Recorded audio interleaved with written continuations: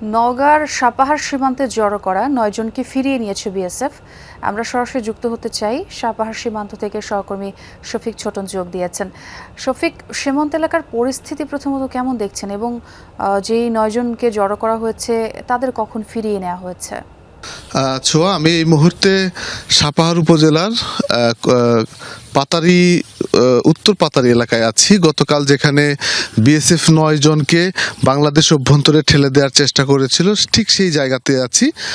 কাঁটাতারের বেড়া সংলগ্ন এই জায়গাটিতে, অর্থাৎ এখন যেখানে খালি জায়গা পড়ে আছে এখানটাতেই ৯ জন কালকে অবস্থান করছিল। সারা দিন ধরেই তীব্র রোদের মধ্যে এই খোলা মাঠে ছিল।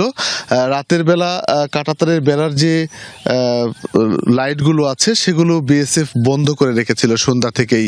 স্থানীয়রা বলছেন যে সম্ভবত সেই রাতের অন্ধকারে বিএসএফ সদস্যরা তারা এই ৯ জনকে ফেরত নিয়ে গেছে। অর্থাৎ কাঁটাতারের বেড়ার এই অংশে একটি গেট রয়েছে, সেই গেট দিয়ে ভারতের অভ্যন্তরে নিয়ে গেছে এবং সেখানে কয়েকটি গাড়ি রাখা হয়েছিল, সেই গাড়িতে করে হয়তো ভারতের অভ্যন্তরে নিয়ে গেছে, এরকম স্থানীয়রা ধারণা করছেন।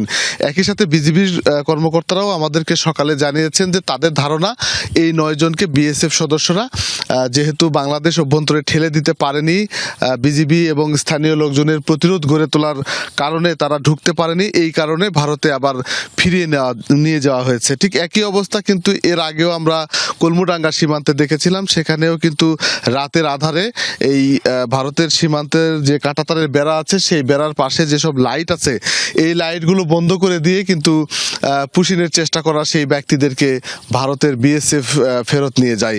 এই অবস্থা এখন পর্যন্ত আছে। তবে ছোঁয়া, আরেকটি বিষয় বলে রাখি যে এই ঘটনাকে কেন্দ্র করে আসলে এলাকায় বেশ উত্তেজনা বিরাজ করছে স্থানীয়দের মধ্যে, এমনটি কিন্তু আমরা দেখছি। ছোঁয়া, অনেক ধন্যবাদ শফিক আপনাকে।